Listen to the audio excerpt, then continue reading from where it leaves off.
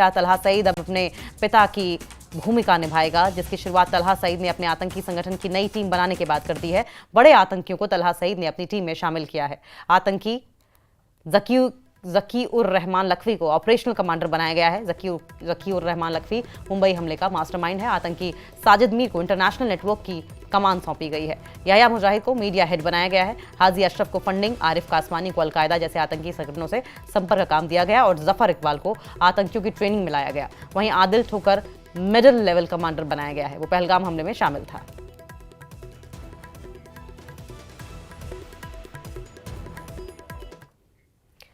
विदेश मंत्री एस जयशंकर और रूसी विदेश मंत्री सर्गेई लावरोव के बीच टेलीफोन पर अहम बातचीत हुई है। रूस की ओर से जारी बयान में कहा गया है कि दोनों नेताओं ने पहलगाम आतंकी हमले के बाद भारत पाकिस्तान के रिश्तों में आए तनाव पर भी चर्चा की। लावरोव ने भारत और पाकिस्तान से आपसी मतभेदों को कूटनीतिक और राजनीतिक तरीके से सुलझाने की अपील की है। उन्होंने 1972 के शिमला समझौते और 1999 के लाहौर घोषणा पत्र के तहत द्विपक्षीय समाधान को जरूरी बताया।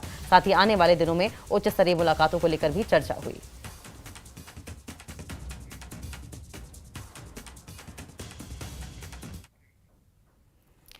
भारत ने सिंधु जल संधि को निलंबित कर साफ कर दिया है कि अब आतंक के साथ पानी की साझेदारी मुमकिन नहीं है। पहलगाम आतंकी हमले के बाद भारत के इस फैसले से पाकिस्तान में हड़कंप मच गया है और अब पाकिस्तान इस मसले को यूनाइटेड नेशंस तक ले गया है और भारत के खिलाफ राजनयिक नोटिस भेजने की तैयारी में है।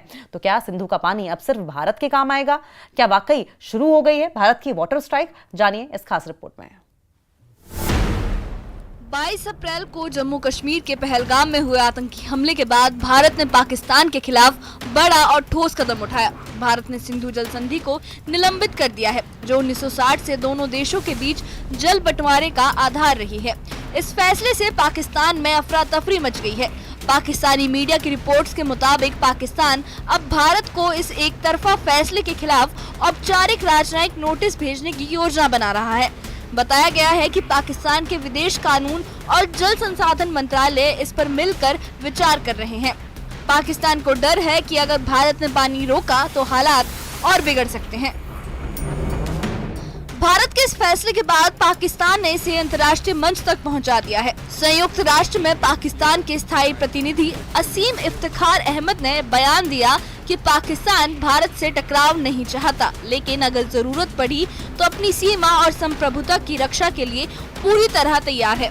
अगर सिंधु का पानी रोका गया तो इसे युद्ध की कार्रवाई यानी एक्ट ऑफ वॉर माना जाएगा। असीम इफ्तिखार के इस बयान से साफ है कि पाकिस्तान भारत की इस कार्रवाई को लेकर भीतर से बड़ी बुरी तरह डरा हुआ है।